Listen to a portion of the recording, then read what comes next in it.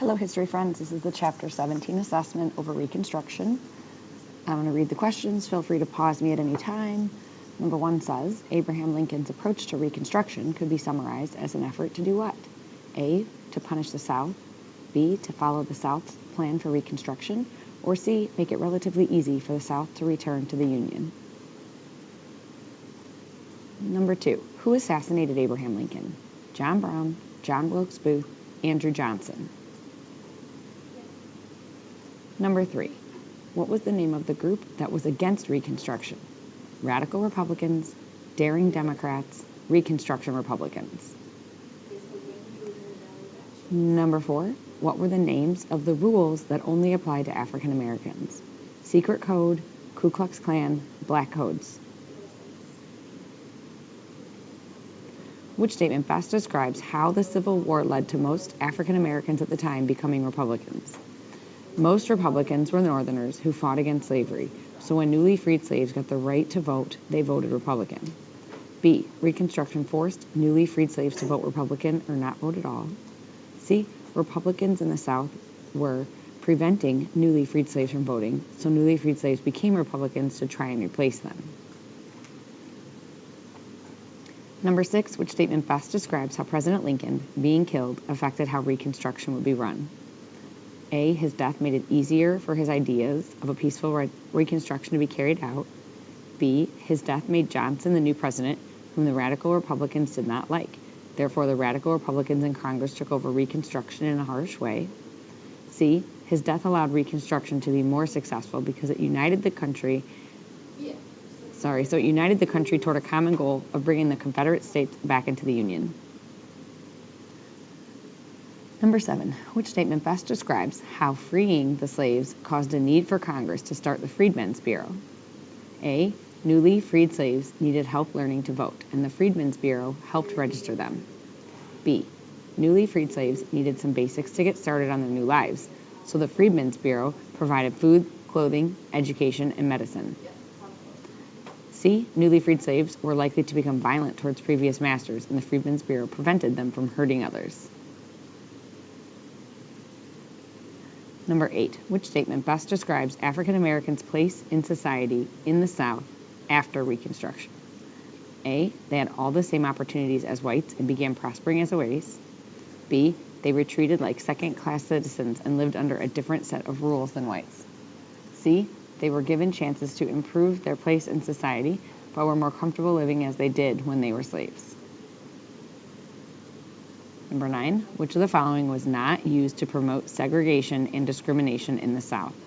Jim Crow laws, literacy tests, Emancipation Proclamation. 10, which statement best describes how the Supreme Court's ruling in Plessy v. Ferguson reflects Southern views of slaves before the Civil War? A, it acknowledged people's prejudice and allowed different races to be kept separate in public places. B, it reinforced the concept of slavery by upholding sharecropping contracts. Or C, it continued to prevent former slaves from voting by upholding the poll tax. Number 11, a secret society called blank used violence to prevent African Americans from voting. Ku Klux Klan, Scalawags, Radical Republicans. The presidency of blank was marked by corruption. Hayes, Grant, Tilden. Number 13, after Reconstruction, most African Americans blanked most of their rights.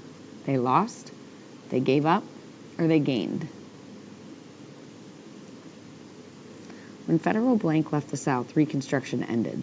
Federal leaders, federal carpetbaggers, federal troops. All right, we have 2 sections of matching. Your word option for 15 to 18 are assassination, black codes, civil rights, freedmen. In the right-hand column, A, the killing of a politically important person.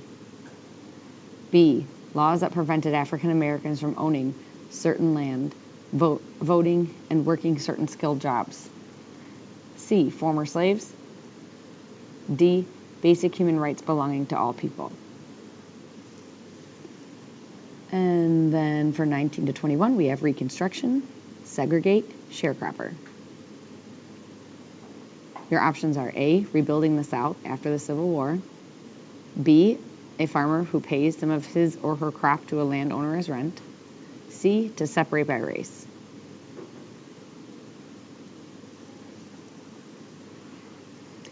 Primary source reading, document-based questions. Advice to African American students.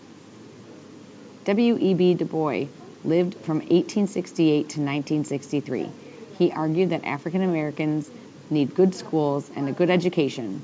In a letter, he once advised a student not to leave school. Here's what he said.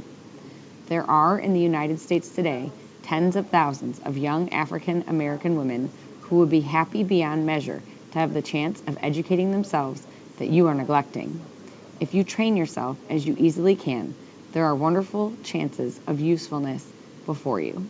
You can join the ranks of 15,000 black women, teachers, of hundreds of nurses and physicians, of the growing number of clerks and stenographers, and above all, the host of homemakers.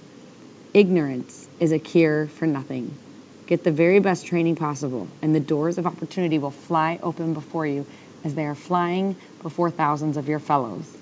On the other hand, every time a colored person neglects an opportunity, it makes it more difficult for others of the race to get such an opportunity. Do you want to cut off the chances of the boys and girls of tomorrow? All right, let's look at our questions. 22 says, why does Du Bois urge the students to stay in school?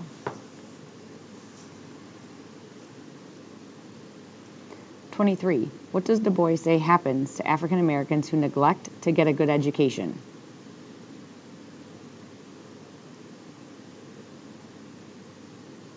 24, what do you think Du Bois meant when he said that ignorance is a cure for nothing?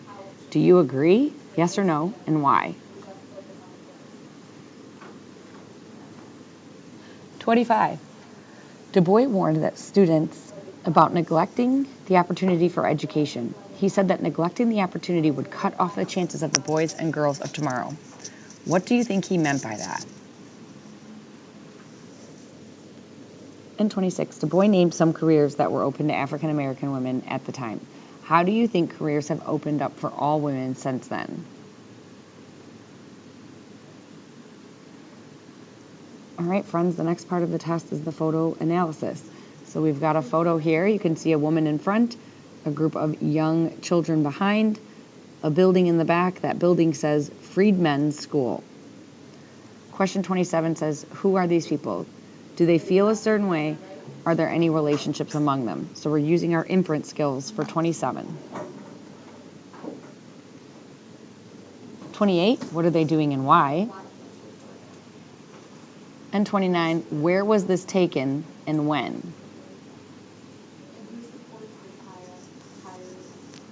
And the last part of your test is the Reconstruction essay topics. You will choose one of the options and write 5 sentences about it. I must see 5 periods. Essay option A, describe the assassination of Abraham Lincoln and problems in the South after the Civil War. Option B, explain Andrew Johnson's conflicts with Congress and his impeachment and the effects of Reconstruction on the American Indians. Essay C, explain social and economic changes in the South and changes in the status of women. And option D, explain problems in Grant's administration and the end of Reconstruction. So for number 30, you're just going to say, are you writing about essay A, essay B, essay C, or essay D? And then for question number 31, you will write 5 complete sentences. When you're finished, please hit submit.